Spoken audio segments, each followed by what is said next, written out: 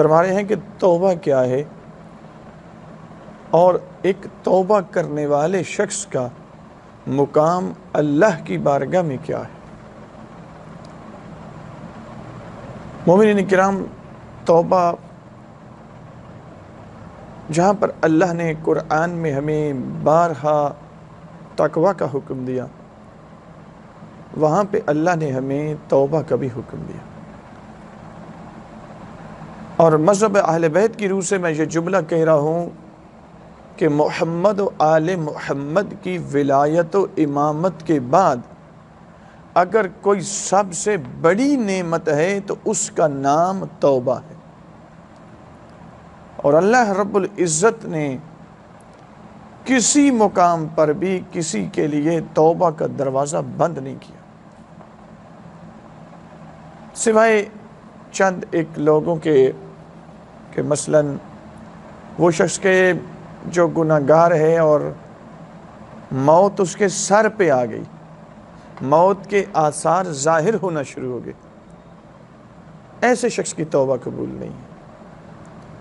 یا وہ شخص کے جو مرتد فطری ہے، یعنی ماں باپ مسلمان تھے، یہ پیدا ہوا، پروان چڑھا، جوان ہوا، اس کے بعد اس نے کفر اختیار کر لیا، مثلا جس طرح علی کو اللہ کہنا یا علی کو رب کہنا، یا نعوذ باللہ اللہ کی توہین کرنا، یا نماز کا منکر ہو جانا، کوئی چیز بھی ہو سکتی ہے، یہ مرتد فطری کے زمرے میں آئے گا۔ مرتد دو طرز کا ہے، ایک مرتد ملی ہے، ایک مرتد فطری ہے۔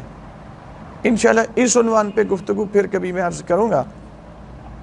جو مرتد ملی ہے وہ شخص ہے کہ جو پیدائش کے وقت تو مسلمان اس کے ماں باپ نہیں تھے، بعد میں اس نے تحقیق کی، اسلام قبول کر لیا، اسلام قبول کرنے کے بعد اس نے پھر کفر اختیار کیا۔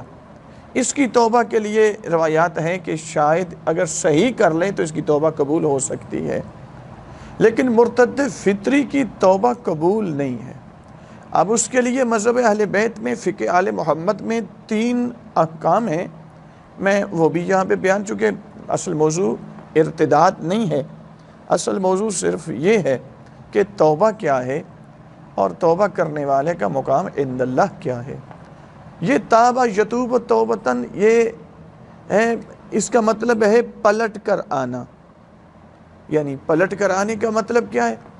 ہم تھے فطرت اسلام پر، ہم سے کوئی گناہ سرزد ہو گیا، اس گناہ نے اس فطرت سے پیچھے ہٹا دیا، اللہ حکم دیتا ہے میں نے رحمت کا دروازہ توبہ کی شکل میں کھول کے رکھا ہے، میں نے اس دروازے کو کبھی بھی بند نہیں کیا، تو ابھی بھی پلٹا، میں تیری توبہ بھی قبول کرتا ہوں، پچھلے گناہ کی معافی بھی دیتا ہوں۔ توبہ یہ ہے کہ پلٹ کر آنا، جو گناہ کیا ہے اس گناہ کے اوپر نادم ہونا۔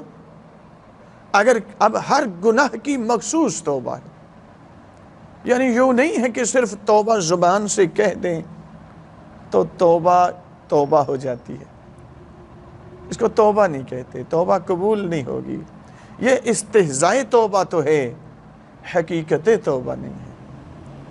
توبہ ہے کیا؟ میں نے عرض کی کہ ہر گناہ پر اس گناہ کے مطابق توبہ ہے۔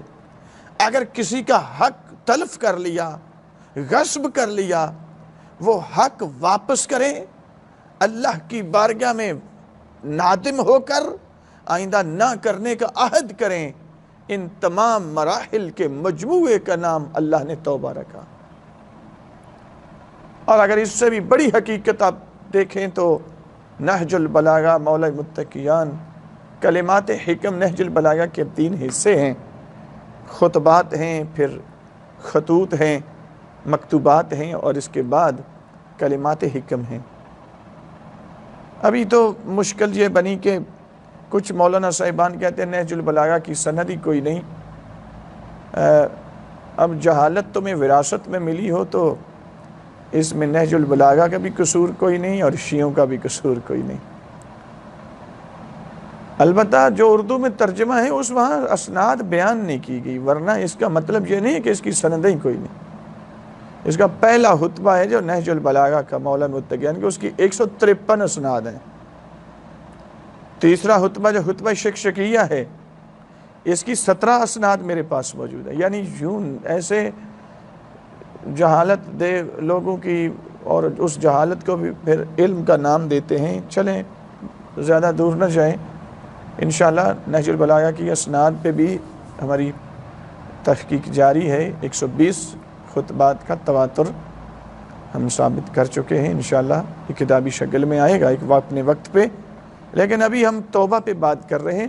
نہج البلاغہ میں کلمات حکم، اس کی حکمت نمبر 417 کے اندر امیر المومنین نے توبہ کے 6 مراحل بتائے ہیں۔ اچھا، جو آپ دیکھنا چاہے اب وہ حکمت نمبر 417 کو چیک کر لے اور اس کو سمجھ لے، توبہ کی حقیقت سمجھ میں آ جائے گی۔ اب آ جائیں کہ توبہ ہے پلٹ کر آنا، اور ہر گناہ کی مخصوص توبہ ہے۔ فرض کریں کسی کی غیبت کر لی،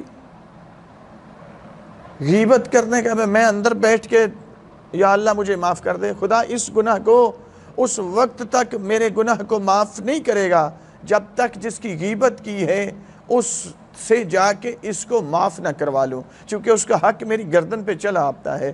ہاں، ایک دوسرا راہ حل فقہ آل محمد نے دیا ہے، اگر کوئی خطرہ ہو نا کہ بس اس کو جا کر بتاؤ کہ میں نے تمہاری غیبت کی تو وہ تو فساد شروع ہو جائے گا، تو اگر یہ خطرہ ہو تو پھر فقہ آل محمد نے کہ دوسرا رستہ دیا ہے کہ جس کی غیبت کی ہے نا، اس کے لیے کثرت کے ساتھ استغفار کی تسبیح کرو، یہ استغفار اس غیبت کا کفارہ بن جائے گا۔ تو میں نے عرض کی کہ ہر گناہ کی مخصوص توبہ ہے۔ ہر گناہ پر یوں نہیں کہ صرف زبان سے کہہ دیں، رشوت جیب میں ڈال لی اور یا اللہ میری توبہ، یہ توبہ نہیں ہے۔ اب آ جائیں اللہ کے نزدیک جو صحیح توبہ کر لیتا ہے اس تائب کا مقام کیا ہے۔